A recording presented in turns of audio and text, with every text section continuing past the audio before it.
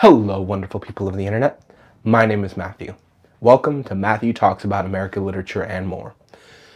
Now, I want to apologize in advance. I've been sick the last few days. That's why I didn't post a video sooner, but my voice may sound a little raspy. So, just a heads up for that. So, apologies in advance. Today, we're going to be doing a mini review about Breakfast at Tiffany's, which, if you don't know, is a novel or novella by Truman Capote that details the life of an unnamed narrator recounting his experiences with the character Holly Golightly. It was made into a famous movie by Audrey Hepburn, and I just wanted to give you my thoughts about this book. In short, I really enjoyed this novella. It's probably one of the best novellas that I've ever read. There's an unnamed narrator who goes into a bar, and this is our story setup. There's no spoilers here.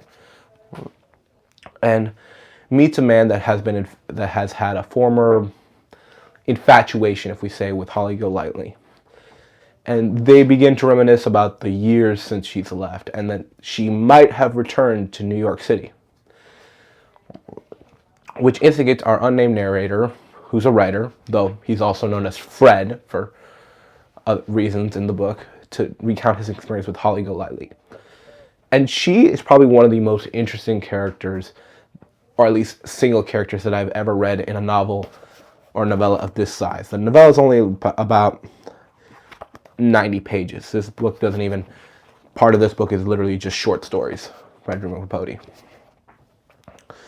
And Holly Golightly is this, I like to call her an American geisha. She has had a fairly rough life, but she has this high-spirited personality that is really interesting to follow. That, like, in many ways, she follows the traits of a typical coquette and immoral woman, but you can tell she has a heart. And in this book, it details both her struggles as that kind of figure, this alluring woman who doesn't necessarily sleep with men, but has men drawn to her. And to a certain extent, even our narrator, even though there's clearly a friendship here, you can tell that even he has some romantic inclinations with Holly. And you see Holly throughout her life, and you get to know her backstory and her struggle between trying to be a normal woman in, typical 1950s society, which Truman Capote is an expert at.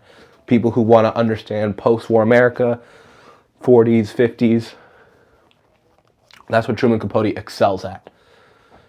And how her attempts to do that fail, how they succeed, and how at the end of the day, she has bad qualities, but she's still in many ways a good person. Now, you all probably know this novel from the famous movie by Audrey Hepburn. Now, if you've seen the movie, which is a great movie, I finished it a few hours ago, I gotta say that the novel, or novella, sorry, and the movie are quite different. But this also I wanted to bring to a discussion about how not only movies can change the story of a book and has meaning, but how a story can be changed and still have as much value. There's this old saying, or the saying that I see going around a lot, that the story, that the ending, I'm talking about endings, that the ending of a book needs to serve the story. And I agree with that before you come at me and say, and that, no, that's not the case, or I believe that's not the case.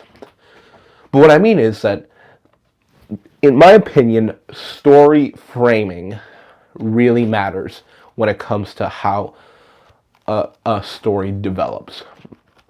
Comparing both the book and the movie, the movie does make some differences in terms of, like, the actual plot beats of what things happen. But by and large, I'd say it's a fairly faithful representation of the general plot, if that makes sense, of the majority of the book beyond the initial framing.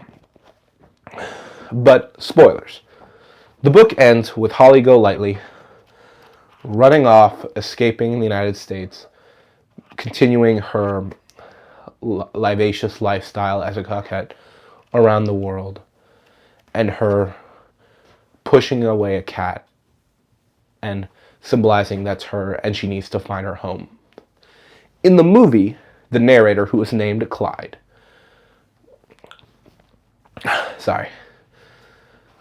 he falls in love with Holly Golightly, and in the end, that cat scene does happen, but they embrace and stay together.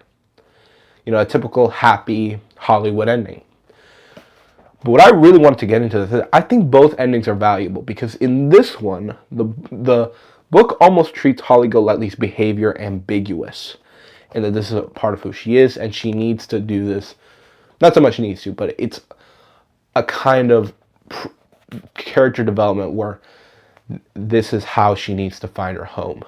Whereas in the movie, that is in some ways the case, but it's also framed as the way where she needs to learn that home can be here, especially with Clyde.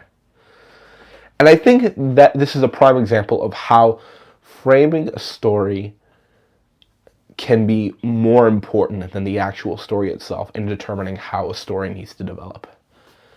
And all in all, I really enjoyed this novella. I think I'd give it a 4 out of 5.